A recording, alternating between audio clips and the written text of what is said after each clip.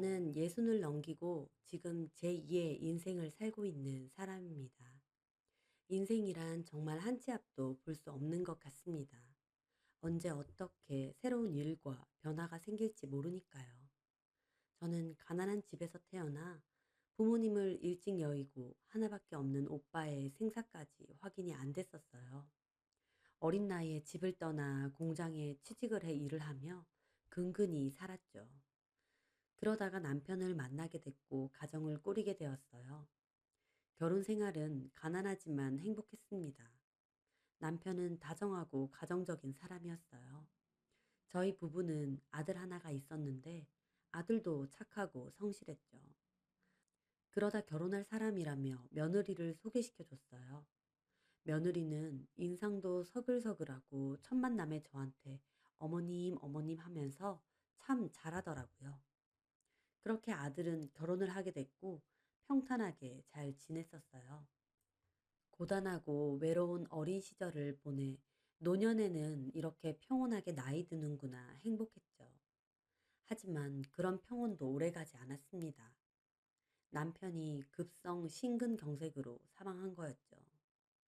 정말 마른 하늘의 날벼락 같았어요. 그전엔 정말 건강하고 아무렇지 않았는데 약간 체한 것 같다고 하면서 외출을 했다가 밖에서 그대로 쓰러졌다고 하더군요. 너무 허망하고 슬펐습니다. 젊은 날 함께 고생하다가 이제는 자식 장가 보내고 둘이 함께 오붓하게 늙어갈 일만 남았다 생각했는데 먼저 그렇게 세상을 떠나다니요. 정말 힘들었는데 힘든 일은 꼭 연달아서 오는 것 같더군요. 아들이 하던 사업에 차질이 생기면서 돈 문제가 생겼다는 겁니다. 그러면서 어쩔 수 없이 저한테까지 손을 벌렸는데 남편과 일을 해서 겨우 마련한 집 하나 말곤 제가 돈이 어딨겠어요. 하지만 아들이 너무 급하다 해서 결국 집을 처분해서 주고 저는 아들네 집에 들어가 당분간 살기로 했습니다. 아들은 급한 불만 끄면 다시 집을 되찾아 준다고 약속했어요. 하지만 아들 사업은 그 후로도 상황이 나아지지는 않았죠. 어쨌든 저는 그렇게 아들네 집에 함께 살게 됐어요. 아들네 집은 아파트였는데 작은 방 하나를 제가 쓰게 되었습니다. 처음엔 아들도 며느리도 저한테 참 잘했어요. 제가 집까지 팔고 여길 들어온 상황이니 더욱 그랬겠죠. 하지만 상황이 나아지지 않으면서 제가 이 집에 살게 된 게 6개월이 넘어갈 무렵이었어요. 아들은 사업을 다시 일으키려고 이리저리 다니는 동에 집에 있는 시간도 많지 않았습니다. 그때쯤 아들과 며느리도 한 번씩 싸우더라고요. 처음엔 제 눈치가 보이는지 밖에 나가서 얘기하는 것 같더니 이제는 대놓고 거실에서 싸우는 겁니다. 싸움의 주제도 처음엔 돈 문제 갖고 싸우는 것 같았는데 갈수록 저 때문인 것 같았어요. 며느리는 제가 집에 함께 있는 게 불편한데 언제까지 같이 살아야 하느냐. 처음엔 한두 달만 있으면 된다고 안 했느냐. 그러게 멀쩡히 회사나 다니지. 무슨 되도 않은 사업을 한다고 설치다가 이 모양이냐 등등의 말로 아들에게 소리를 지르더라고요. 방에서 듣고 있기 정말 불편하고 힘들었지만 아무리 아들이라도 그래도 성인이고 부부 사이의 일인데 제가 함부로 끼어드는 건 아닌 것 같아 그냥 가만히 있었죠. 저희 아들은 처음엔 며느리에게 미안하다고 하다가 나중엔 엄마 듣는데 그런 소리냐며 같이 싸우더라고요. 손바닥만한 작은 방, 어정쩡하게 풀어놓은 제 짐과 이부자리, 그 위에 앉아 가만히 아들 내외의 싸움이 그치기만을 기다리는 제 모습이 너무 서글프고 힘들었습니다. 싸우는 것뿐 아니라 그 집에 사는 것 자체가 참 곤혹스럽더라고요. 아들 내외는 아직 아이는 없어서 아이를 돌봐줄 필요는 없었어요. 그래서 제가 청소나 요리 등 살림을 도우려고 해도 며느리는 살림은 자기가 하는 게 속 편하다며 손대지 말라고 했습니다. 그게 저를 위한 건 아니었어요. 오히려 제가 좀 간단한 정리라도 하려고 하면 확 달려와 손에서 물건을 뺏고는 어머님, 그냥 가만 계시는 게 도와주시는 거예요. 어머님이 마음대로 정리하시면 나중에 물건 더 못 찾아요. 그냥 방에 가 계세요. 하는 겁니다. 설거지라도 하려고 주방에 가려고 하면 며느리는 한숨을 푹 내쉬면서 어머니, 저 제 주방에 누가 들락날락 거리는 거 안 좋아해요. 이런 거 하실 필요 없어요. 제가 알아서 다 할게요. 그냥 방에 가 계세요. 그러더라고요. 며느리 집이고 본인 공간이라 들어오는 거 싫다는데 어떻게 합니까? 알겠다고 했죠. 밖에 나가거나 친구를 좀 만나려고 해도 다 돈인데 제 수중에 돈은 별로 없으니 끼케야 제가 할 수 있는 건 아파트 주변을 산책하거나 제 방에서 유튜브 같은 거 보는 게 다였죠. 그런 게 참 힘들었지만 더 힘든 건 마음이었습니다. 제가 돈이라도 더 있었다면 아들한테 도움이 됐을 텐데 내가 집만 되는 건 아닌가 하고요. 점점 마음이 불편하고 씁쓸했어요. 그리고 저희 며느리도 저를 대할 때 점점 노골적으로 싫은 티를 내더군요. 어머니, 식사하세요. 그래서 나가보니 식탁에는 덩어리진 찬밥과 그릇째로 내놓은 밑반찬 몇 개가 있더군요. 그걸 보는데 참 서럽더라고요. 나 입맛이 없어서 그냥 방에 들어가 쉴게. 어머님, 그런 거 미리 말해주셨어야죠. 다 차려놨는데. 똥개훈련 시키는 거야, 뭐야. 그러는 겁니다. 저도 기가 막혀서 따졌죠. 예, 굳어서 덩어리진 밥에 반찬 몇 개, 냉장고에서 그대로 꺼냈는데 그렇게 차리고 할 게 어딨니? 그 말에 며느리는 대놓고 기분 나쁜 표정을 지으면서 도리어 본인이 더 따지더군요. 어머님, 그럼 뭐 끼니마다 사내진미라도 먹길 바라세요? 저도 이렇게 먹어요. 한 끼 그냥 대충 좀 드시면 안 돼요? 그렇게 꼭 반찬 투정 하셔야겠냐고요. 반찬 투정이 아니라 입맛이 없어서 안 먹겠다는 거잖아. 그게 반찬 투정이에요. 아, 진짜 내 팔자야. 돈 문제로 끙끙거려 시집살이에. 저도 그 말에 발끈해서 따져 물었습니다. 얘, 내가 언제 너한테 시집살이를 시켰니? 오히려 며느리살이 하는 건 나지. 어머니, 그게 다 누구 때문인데요? 어머님 아들이 능력 없고 괜히 사업한답시고 일 벌리다 이 모양 이 꼴 된 거 아니냐고요. 걔도 잘해보려고 그런 거 아니니? 너도 처음엔 잘 될 것 같다고 좋아했고. 어쨌든 지금 저 꼴이잖아요. 어머님, 지금 제일 마음고생 심한 건 저예요. 어머님까지 저 힘들게 하지 마세요. 가뜩이나 짜증나고 머리 아프니까. 그러면서 저한테 짜증을 내더라고요. 아무리 그래도 제가 시어머니인데 좀 너무한다 싶었어요. 그전엔 그렇게 저한테도 잘하고 살갑게 굴다가 아들 사정이 안 좋아지니 바로 본성을 내보이는 것도 너무 실망스럽더군요. 그전에 제가 소위 말하는 시어머니 짓을 한 것도 아니에요. 명절이나 생일 정도가 아니면 거의 시댁에 찾아오지도 않았고 연락도 서로 거의 안 했거든요. 명절이라고 해도 저희 집은 제사 안 지내서 오면 제가 해놓은 밥 먹고 몇 시간 놀다가 가는 게 전부였습니다. 며느리의 태도에 혹시 내가 며느리한테 섭섭하게 한 게 있나 생각까지 했는데 자주 만난 것도 아니고 연락을 하는 것도 아니고 만나봤자 몇 시간 있다 가는데 섭섭하고 말고 할 게 어딨나요? 그냥 상황이 이렇게 되니 같은 집에 사는 제가 불편하고 싫어진 티를 내는 것 같았죠. 너무 서러웠습니다. 하지만 누구한테 말하겠어요. 그렇게 며느리와는 별다른 대화도 없이 지냈는데 한 번은 며느리가 친구를 만난다고 나갔다가 술에 취해서 들어왔더라고요. 제가 문을 열어줬는데 혀가 다 꼬여서 저를 보더라고요. 어머니, 저 왔어요. 술을 왜 이렇게 많이 마셨어? 얼른 씻고 들어가 자라. 어머니, 오늘 모임 갔는데요. 제 친구들이 저 너무 불쌍하대요. 요즘 같은 때 누가 시어머니 모시고 사냐고요. 또 저한테 시비를 터는 겁니다. 누구는 있고 싶어서 있는 것도 아닌데. 하지만 술 취한 사람이랑 이런저런 얘기하고 싶지 않아서 무시하고 제 방에 들어가려고 했죠. 하지만 며느리의 주정은 계속됐습니다. 어머니, 저 요새 너무 힘든 거 있죠? 그이 하는 일은 잘 안 되고 생각지도 않은 시집살이에 요새 집에 들어오기가 싫어요. 아주 대놓고 저러더군요. 저도 발끈해서 한마디 했습니다. 예, 누구는 이 집에 있고 싶니? 그러니까요. 피차 불편하잖아요. 어디 가 계실 곳 없으세요? 어머님은 친척도 없고 친구도 없으세요? 너 말 진짜 이상하게 한다. 멀쩡히 살던 내 집 너네 때문에 팔고 여기에 들어온 거야. 잊었니? 너네 때문이라뇨. 어머님 아들 때문이죠.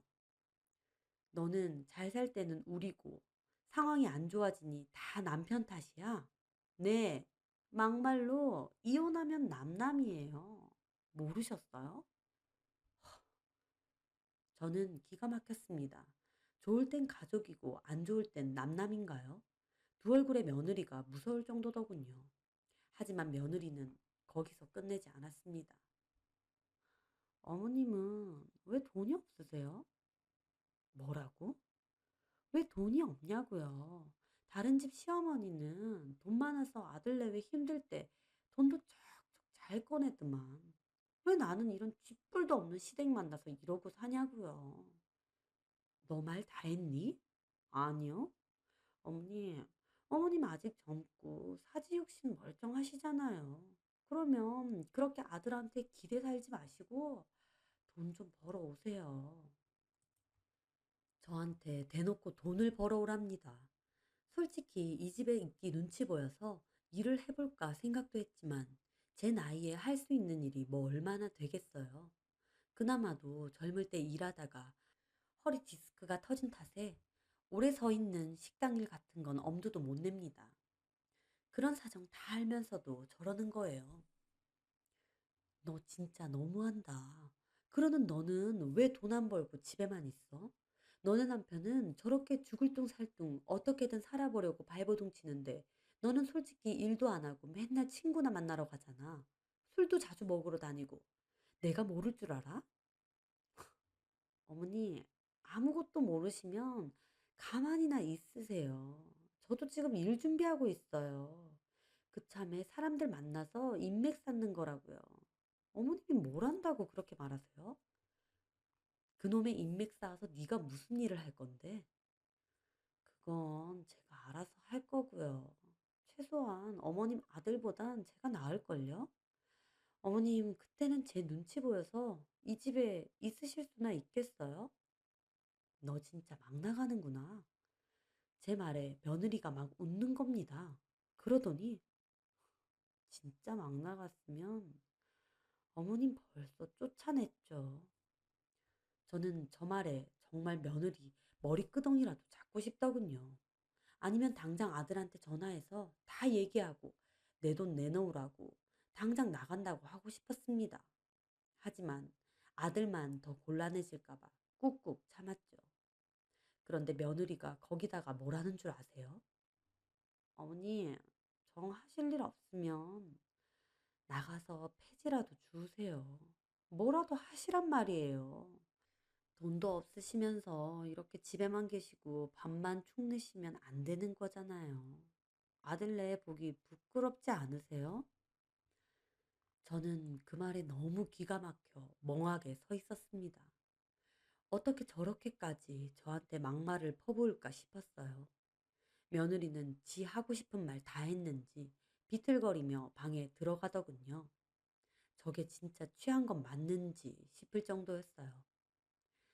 방에도 들어가지 못하고 그 자리에 한참을 서 있었어요. 당장이라도 이 집구석 떠나고 싶더라고요. 하지만 당장 갈 곳도 없던 저는 결국 방으로 돌아와 숨죽여 울었습니다. 그냥 확 죽어버릴까 싶기도 했어요. 돈 없다고 며느리에게 이렇게 무시와 괄시를 받는 제 처지가 너무 비참하더라고요. 그렇게 그날 밤 저는 잠 한숨 못 자고 베갯잎에 얼굴을 묻고 엉엉 울었습니다. 그렇게 한동안은 집 밖에 나오지도 않고 끼니도 잘 찾아 먹지 않고 지냈어요. 이대로 확 죽어버리고도 싶었어요. 아들이 들어와 어디 아프냐고 무슨 일 있냐고 하는데 저는 차마 말 못했습니다. 가뜩이나 사업 때문에 골머리 아픈 아들한테 이런 고민까지 주고 싶진 않더군요. 그냥 몸이 안 좋아서 그렇다고 하니 아들은 저한테 미안하다고 자기가 못나서 그렇다며 꼭 엄마 집도 돌려주겠다고 하더군요. 저는 오히려 제가 도움이 못 되는 게 미안했어요. 아들이 나가려다가 혹시나 집사람이 엄마 눈치 주고 구박하는 거냐고 묻더군요. 저는 아니라고 했습니다. 가뜩이나 아들과 사이도 안 좋은데 저까지 심란하게 만들고 싶진 않았거든요. 아들은 정말 아니냐고 몇 번 묻다가 제가 한사코 아니라고 하니까 알겠다고 혹시나 집사람이 눈치 주거나 뭐라고 하면 자기한테 꼭 얘기하라고 미안하다고 하더라고요. 아들이 나가고 저는 또 숨죽여 한참을 울었습니다. 그렇게 시간이 지나고 저는 아는 친구의 얘기로 공공근로를 신청하러 동사무소에 갔습니다. 신청 후 결과 통보까지 또 기다려야 되는 것 같더라고요. 그렇게 결과를 기다리던 중에 저한테 모르는 번호로 한 통의 전화가 오더군요. 보이스피싱 이런 것 때문에 모르는 번호는 안 받았는데 문자가 한 통 온 겁니다. 영순아, 나 영문이다. 이 번호 너 맞으면 꼭 연락 좀 다오. 오빠가. 저는 그 문자를 보고 자리에서 벌떡 일어났어요. 오빠라니 너무 놀랐거든요. 저한테는 오빠가 하나 있었는데 정말 듬직하고 좋은 사람이었어요. 5살 차이 나는 저를 엄청 예뻐하고 아껴줬거든요. 오빠는 머리도 좋고 성실한 사람이었는데 집안 형편상 고등학교를 졸업하고 바로 타지에 나가 일을 했습니다. 그리고선 꼬박꼬박 집으로 돈을 붙이면서 엄마한테 그랬다고 하더라고요. 어머니, 이걸로 영순이 학교도 다시 보내고 공부도 꼭 시켜주세요. 제가 돈 버는 대로 다 보낼 테니까 꼭이요. 고등학교는 꼭 나와야 돼요. 오빠는 제가 고등학교를 못 다니는 걸 너무 안타까워했어요. 그래서 본인은 잘 못 읽고 못 쓰면서도 돈을 다 저희 집으로 보냈죠. 하지만 형편이 빠듯했던 저희 집은 그걸로 생활비를 썼고 저는 학교에 갈 수 없었습니다. 그게 때로는 서럽고 힘들기도 했지만 그래도 오빠가 틈틈이 편지며 선물이며 보내왔어요.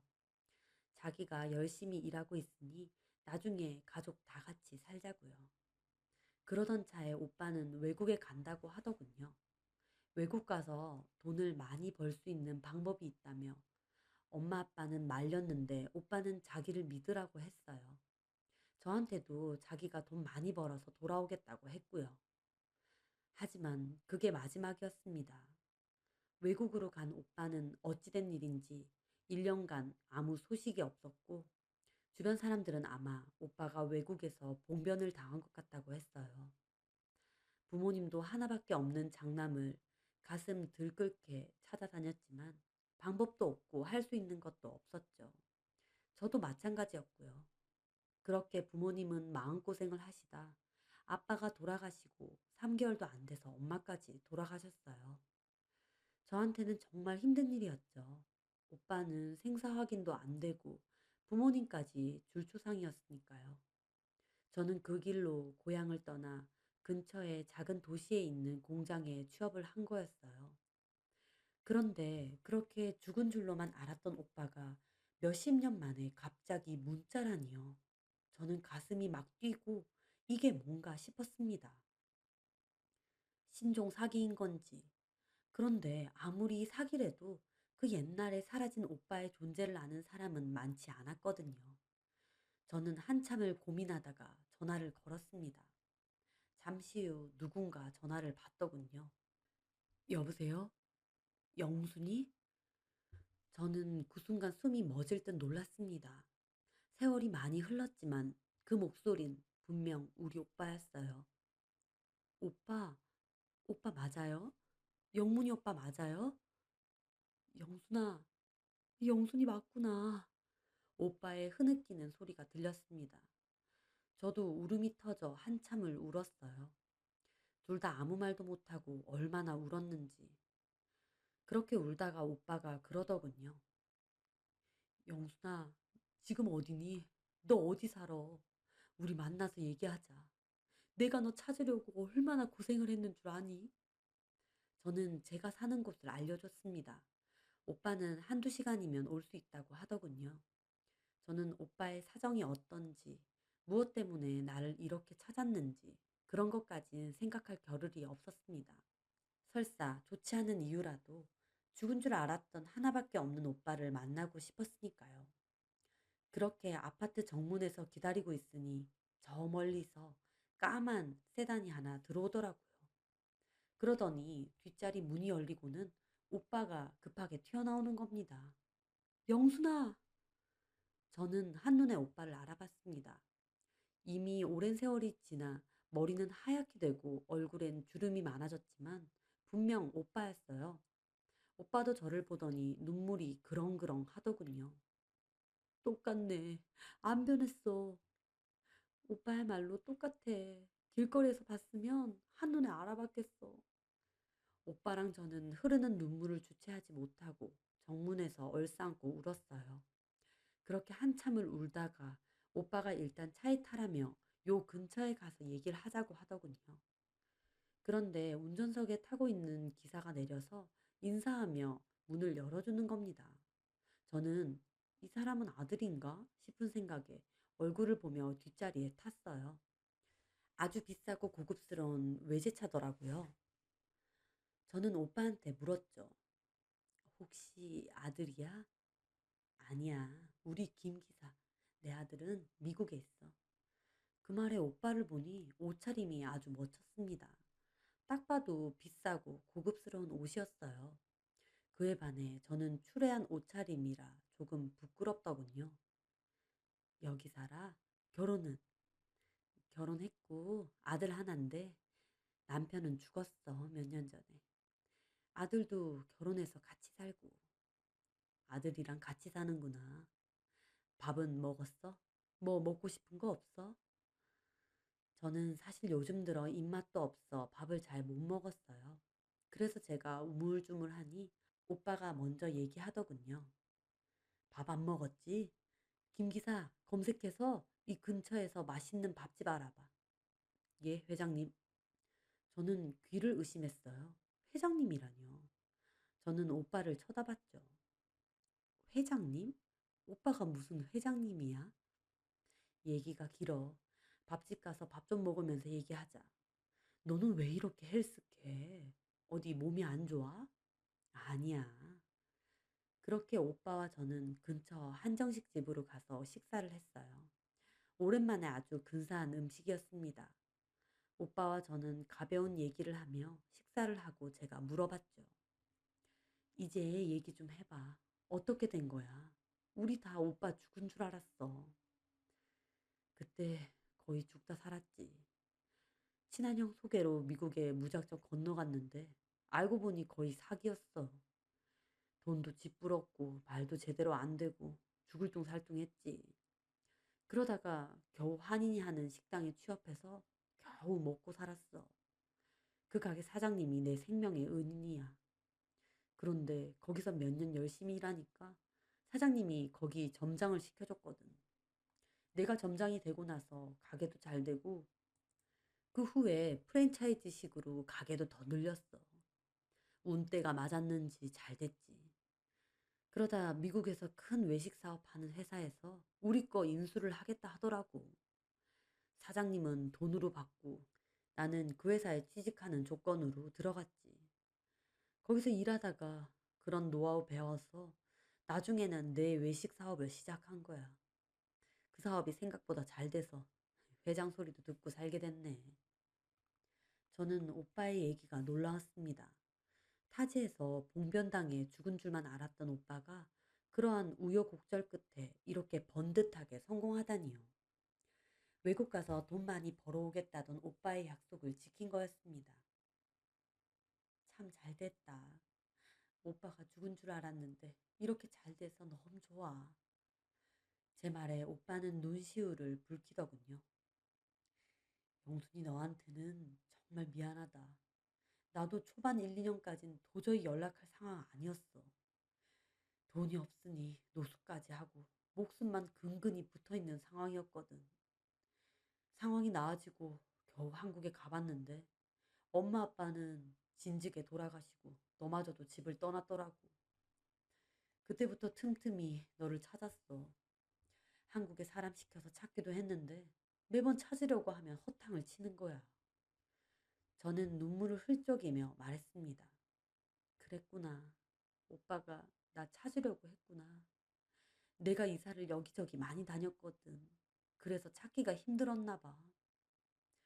그런데 얼마 전에 네 연락처를 알아냈다는 거야. 공공기관에 네 연락처가 등록돼 있는 걸 알아냈다고 연락이 왔지. 그래서 내가 바로 비행기 타고 와서 너한테 연락한 거고. 아마 제가 일하려고 등록한 번호 때문에 오빠가 저를 찾은 것 같았습니다. 오빠는 어제 아침에 한국에 왔다고 하더군요. 이제 네 얘기 좀 해봐. 어떻게 지냈니? 나는 뭐 그냥 별거 없지. 아까 얘기한 게 다야. 아들은 무슨 일 해? 조그만한 사업하는데 잘 안 된다고 요새 힘들어하네. 그래? 너네 아들 내외하고 다 같이 한번 보자. 내가 다음 주까진 여기 있을 수 있거든. 내가 사업하는 사람이니까 아들한테도 내가 도움이 될 수 있을 것 같은데. 아유, 그래주면 나야 고맙지. 삼촌이 이런저런 조언도 해주고 그러면 얼마나 좋아. 너 지금 사는 데는 괜찮아? 불편한 거 있으면 다 얘기해. 오빠가 도와줄 테니까. 이제 오빠 얼마든지 너 도와줄 수 있어. 저는 말만 들어도 고맙고 든든했습니다. 하지만 몇십 년 만에 만난 오빠에게 짐을 지우긴 싫어 괜찮다고 말했죠. 그렇게 몇 시간이나 못다한 얘기를 하고 아들 내외와 함께 다시 만나기로 한 채 집으로 돌아갔습니다. 그런데 집 앞에 차에서 내려서 오빠에게 인사를 할 때였어요. 어머님, 제가 보니 며느리가 저를 이상한 눈으로 보며 다가오더라고요. 저희 오빠도 차에서 내렸습니다. 우리 며느리. 아, 그렇구나. 반가워요. 오빠의 인사에도 며느리는 대답도 않고 저희 오빠를 훑어보는 거예요. 차도 한번 보고요. 누구예요, 어머님? 저한테 삐딱하게 물어보더군요. 올라가서 얘기해 줄게. 혹시 연애하시는 거예요? 저는 좀 황당하더라고요. 예의 없는 며느리의 태도에 옆에 서 있던 오빠도 얼굴이 굳었습니다. 그런 거 아니야, 얘. 아, 어머니, 그런 거 다 알아서 하시는데요. 저희 집에 피해는 안 가게 하세요. 요새 얼마나 이상한 사람 많은데. 차만 번지르르 하다고 다 부자 아니에요. 사기꾼도 진짜 많다고요. 며느리는 뭐가 마음에 안 드는지 저희 오빠를 이래저래 훑더군요. 오빠는 얼굴이 굳었고 저는 오빠 보기 민망해 며느리를 떠밀었습니다. 얘는 그런 거 아니라니까. 어서 들어가. 오빠 얼른 가봐. 제 말에 며느리가 오빠? 그러는 겁니다. 오빠는 화가 났는지 얼굴이 벌개지더라고요. 저는 서둘러 오빠에게 인사를 하고 며느리를 떠밀었습니다. 그런데 엘리베이터 앞에서 며느리가 제 손을 뿌리치면서 말하더군요. 어머니, 아무나 만나고 다니지 마세요. 오빠라니 아들 내에 보기 부끄럽지 않으세요? 너 무슨 말을 그렇게 해? 내가 무슨 부끄러운 짓을 했는데? 방금 저 할아버지한테 오빠 잘 가 안 하셨어요? 나 진짜 맘 부끄러워서 저런 사람들 차만 좋지 완전 깡통일 수도 있단 말이에요. 괜히 이상한 사람한테 당해서 문제 일으키지 마세요. 저는 이게 진짜 막 나가네 싶었습니다. 본인 혼자 생각하고 상상하고 저는 그 자리에서 아들에게 전화를 걸었어요. 명수야, 엄마가 기니 할 말이 있으니 오늘 좀 일찍 들어와. 저는 그렇게 전화를 끊자 제가 그렇게 전화를 끊자 며느리가 그러더군요. 왜요? 이런 거 다 아들한테 잃으시려고요? 마음대로 하세요. 저도 그 애한테 이제 남은 정도 없어요. 이혼해주면 땡큐예요. 며느리는 그러더니 획 안으로 들어가더군요. 저는 속에서 부글부글 화가 끓어올랐습니다. 잠시 후 방에 들어가니 오빠가 전화가 오더라고요. 오빠, 아까 그 싸가지 없는 게 네 며느리야? 오빠는 단단히 화가 난 목소리였습니다. 음, 아니, 어디 시어머니 보고 그딴 소리를 짓거려? 평소에도 너한테 그런 식으로 하니? 아니야. 아니, 이게 뭐가 아니야. 내가 아주 속이 뒤집어졌다. 이게 시어머니를 뭘로 보고. 너 오빠한테 자세하게 얘기해봐. 너가 얘기 안 해도 오빠가 다 알아볼 수 있으니 지금 다 얘기해. 오빠의 역정에 저도 고민하다 결국 있었던 일을 다 얘기했어요. 오빠는 듣는데 계속 한숨만 푹푹 내쉬더라고요. 저도 말하다 보니 복받쳐서 눈물도 조금 났습니다. 지들 필요해서 네가 집까지 팔았는데 그딴 식이라 이거야? 어쩔 수 없지. 내가 도와줄 수 있는 형편이 안 되니. 그만큼 키워주고 결혼까지 시켜줬으면 됐지. 네가 뭘 더 해? 명수한테 내일 나 만난다는 거 얘기했어? 아직. 얘기해. 그리고 그 며느리라는 애도 꼭 데리고 와. 알았지? 알았어. 너무 뭐라고 하지 마. 저는 그렇게 전화를 끊고 기분이 착잡했습니다. 오빠한테 좋은 모습을 보여주고 싶었는데 이런 모습이라니 참 마음이 서글프더군요. 그렇게 아들이 왔고 저는 몇십 년 만에 만난 오빠 얘기를 했습니다. 세상에, 삼촌 죽었다고 했잖아요, 엄마. 나도 그런 줄 알았는데 여태까지 나 찾았다고 그러더라고. 이런 일이 다 있네요. 너무 잘 됐어요, 엄마. 한 번씩 삼촌 얘기하면서 안타까워 했잖아요. 제 말을 가만 듣던 며느리도 슬그머니 말하더군요. 근데 뭐 요새 개나 소나 외국에서 사업한다는데 뭐 사기 이런 거 아니에요? 그 말에 아들은 화가 나 소리쳤습니다. 뭐 눈엔 뭐나 보인다고. 당신 요새 주변 사람들 만나서 설치고 다니는 거 그런 게 사기야. 남의 삼촌 모욕하지 마. 언제부터 삼촌이라고 그래? 얼굴 한 번도 못 봤으면서. 그리고 내가 하는 일은 비즈니스야. 그러더니 저한테 그러는 겁니다. 뭐 명함 그런 것도 없어요? 저는 가방에서 오빠에게 받은 명함을 건네줬어요. 영어로 돼 있어서 뭔지는 잘 모르는데 일단 주길래 받았죠. 며느리는 그걸 획 낚아채 보는데 갑자기 눈이 커지는 거예요. 여기 회장님이라고요?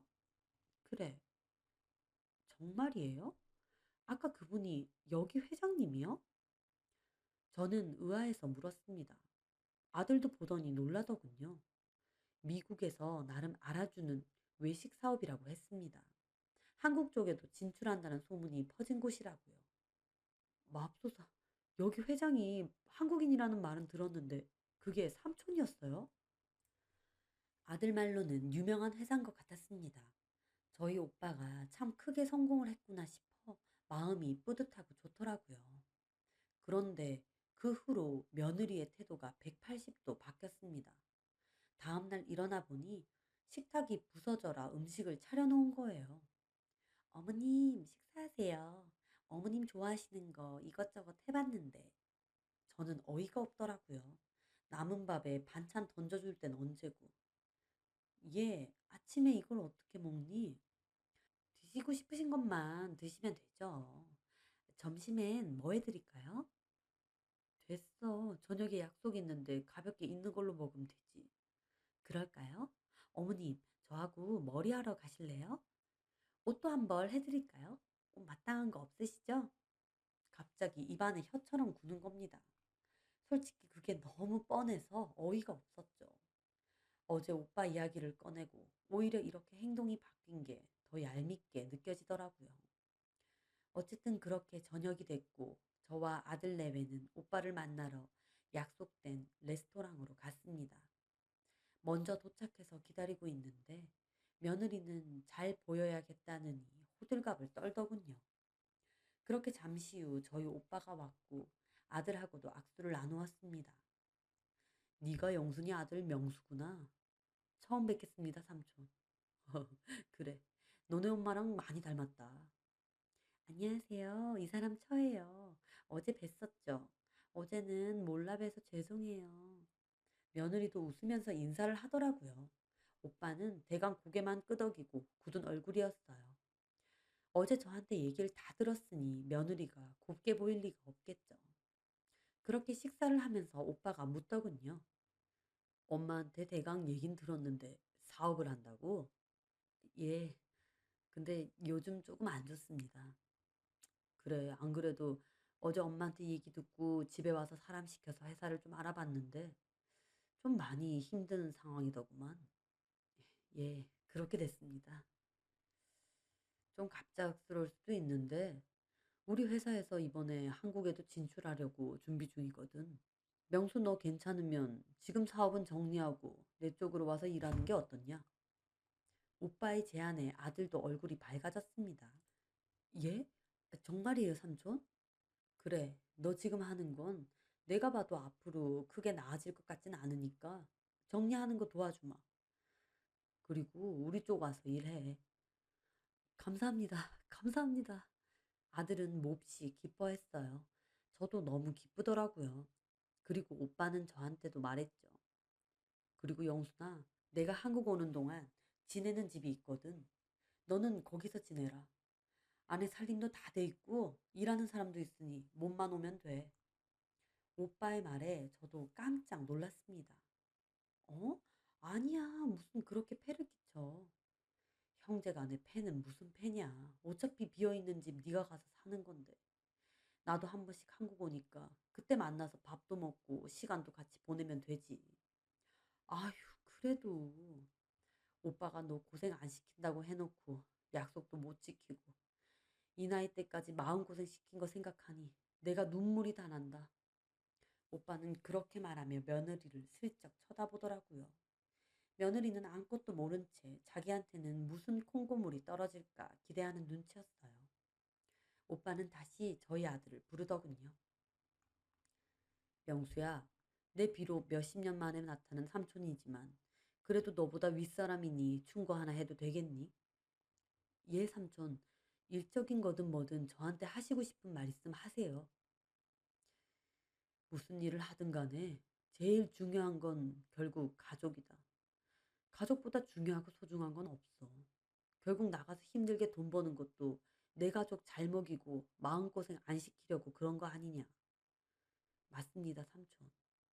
그런데 내가 얘기를 들어보니 너네 엄마 마음고생이 정말 심했더구나.